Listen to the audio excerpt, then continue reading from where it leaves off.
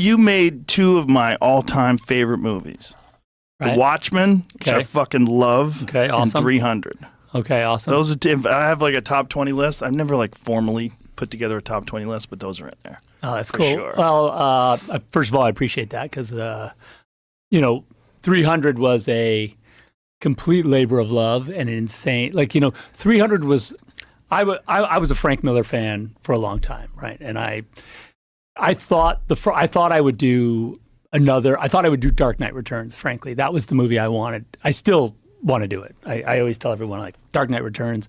If I could do Dark Knight Returns, I'd be done with comic book movies. Really? Well, because, like, if you've done Watchmen, oh, sorry, I'm banging the mic. If you do Watchmen and Dark Knight Returns, like, for me, you're good. Your legacy is set. So, like, Batman versus Superman literally steals a lot of Dark Knight Returns. I'm not going to say it didn't. It did.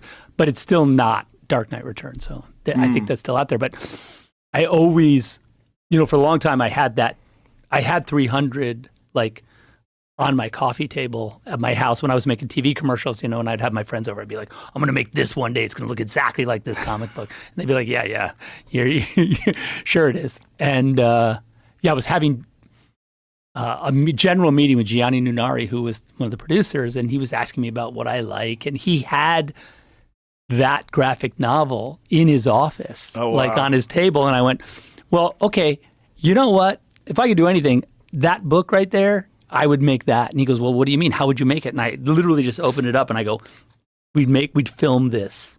We'd film these pictures. It would look like this. And he goes, okay, that's cool. Like, so you're saying you would just shoot the movie and it would look like this graphic novel? I go, that's what I'm saying.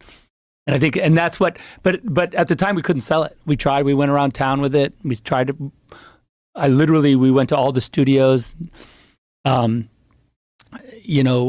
They were all kind of like, sword and sandals. Yeah. Wasn't it the same time that Troy was being made? It was exactly the same time as Troy. And when we went to Warner Brothers originally with it, they literally were like, we have Troy. So why would we want this? We have Brad Pitt. Like, literally Brad Pitt is in our movie. I go, we're going to do something crazy. We're not even going to shoot it outside. And they were like, what? Okay, you're nuts. And I go, yeah, we're not going to go for one shot outside. We ended up going for one shot outside for this, when the Persian messengers are coming, that super high-speed shot where the horses are kind of coming over the hill. We shot that outside because we just couldn't get the horses going fast enough. It's the shot right before this, I think. Oh, no, it's this one. That's it. It's that shot. So that shot was the horses. That was a high-speed shot we did with Photosonics outside, but that was it. That's like the only shot outside. Everything else is on stage. Because we couldn't get the horses fast enough inside, yeah. And it was too expensive. That was a low-budget movie, we couldn't get... 300 was a low-budget movie? Yeah, because we shot it all on stage, 60 days. Like, that's like why there's no director's cut of 300 is because... every frame of film we shot is in the... You shot that movie in 60 days? 60 days, yeah. Wow. It was crazy, yeah. That's insane. It almost killed us, but it was fun. But yeah, so when we took it to Warner Brothers, they were like, finally, well, what happened was I did Dawn of the Dead, and then from Dawn of the Dead, I was supposed to do I Am Legend, right? And I Am Legend was this movie that was at Warner Brothers that they were like, what do you think? And then there was some kind of crazy mix-up, and they ended up giving that movie to someone else. And then I think they felt bad or whatever, and they said, well, what do you want to do? And I said, well, I really still want to do 300.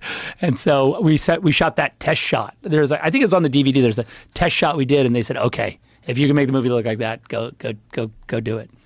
Was that one of the first movies that was ever shot in front of a green screen? Like, basically most of the movie except that one scene? Sorry. Yeah, I don't think it was like, look, green screen photography was like a well-known way to make a movie, visual effects and all that. The whole movie? Yeah, I don't know about a whole movie. Yeah, that was weird. I always say, like, they go like, well, what innovations? Like, what? And I always go like, it's basically the same technology that the weatherman uses, like when he stands in front of the green screen and says like, oh, the front's coming in from the north. It's literally the same. It's literally the same technology, because look, that guy, easily you could put like the weather behind that guy right there and it'd be the same. That's Eli. That's my son. Oh, wow. He's now making movies. He was the second unit director on Rebel Moon. Oh, that's so cool. Yeah, he also plays the young Rorschach in Watchmen? In Watchmen, Really? yeah, Wow. like the baby Rorschach, yeah. Because like you put your kid in a movie, and I always was like, oh, let's have Eli do that because it's easier, like he has to like beat the other kid up. Just Eli's better because like I don't have to talk to like some other, because like actually there's a scene in Watchmen where he bites the kid's face and he pulls the flesh off the face, and I go, you know what? Let's just get E to do it, because then I could just be like, okay, E, bite this. Now pull it, like rip it off. Right. The only troubling part of that is that there was a scene that we did in that movie where because Rorschach's mom was a prostitute, right? So there's that scene where Rorschach's mom in the flashbacks like, I should have had that abortion, right? And she slaps him in the face, right? Because he hears, Mom, is he hurting you? Like, because she's having sex with some John in there. And then she opens the door and she's like, he's like, is he hurting you? I should have had that abortion, slapped him. And I had wanted the mother to be topless in that scene. And they were like, nah, like you can't have. And it's cool because his mother was visiting set that day, and his mom was there, and she was like, oh, you're putting our son in a movie. Like, we weren't together at the time, his mom and I, but we're really close friends. But like, she was an actress, and I said, and they went, the only way that the woman could be topless is if it was actually his mom. And I was like, I go, Denise. And she was like, no chance.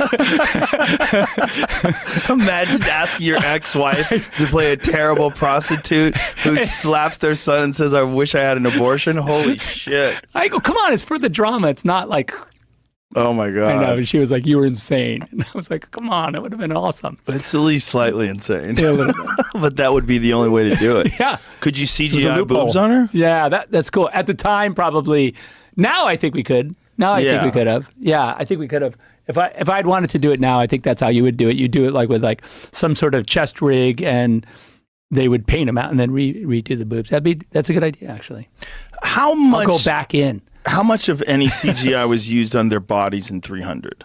Zero CGI in the body. Really? Zero. We didn't have the money, honestly. So many people I talk know, so it's much shit. I swear to God, I'm like.